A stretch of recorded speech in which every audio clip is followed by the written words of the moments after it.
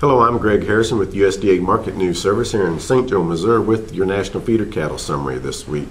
This week, a far different story and a far different market than last week's. We'll start out with the yearling cattle.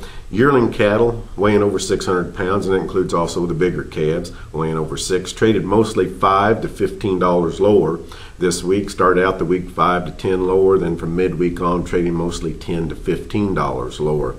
Calf market, different story. Pretty much steady to $5 lower. Got some areas where lightweight calves under 500 pounds were quoted higher. Calf demand remains very good. We have a lot of farmer feeders and backgrounders in the market, and they're making it an active market as they purchase calves for spring grass. Yearling market is looking at falling live cattle futures that have really taken a tumble over the last week.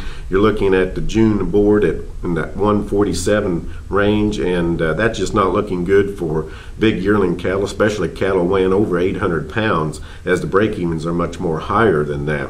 That yearling market really got on that mountaintop, and boy, we're seeing some prices now starting to fall down the backside of that mountaintop.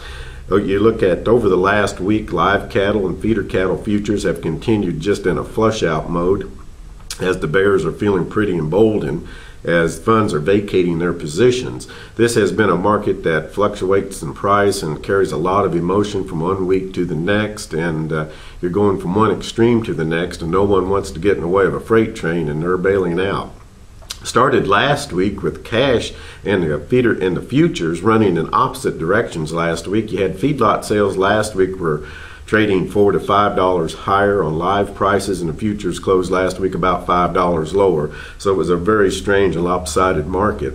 But if there is one positive, we're seeing boxed beef prices continue to climb higher. As on Wednesday of this week, choice product reached a new high of $263.81, and that eclipsed the record high price back on July 31st of 2014 of $263.66. So some positive news there. Also, the American consumer still has a willingness to buy beef, and has a lot of competition from the pork and the chicken, as there will be more pork and chicken. But the consumer has more disposable income. You're looking at with falling gas prices, so hopefully the demand for meat protein will continue.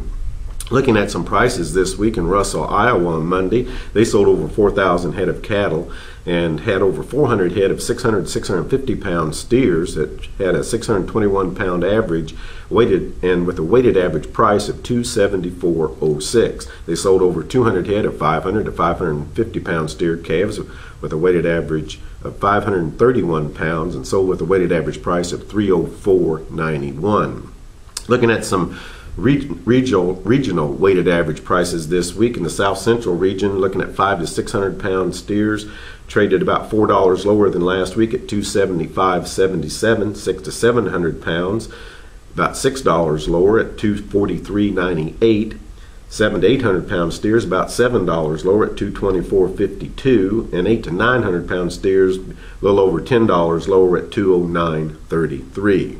So it's been a not a very good week this week for the yearling market. Calf market was, like I said, mostly steady to $5 lower, and hopefully next week we'll have a different story, and you can catch more of our markets at this website. See you then. Thanks for listening.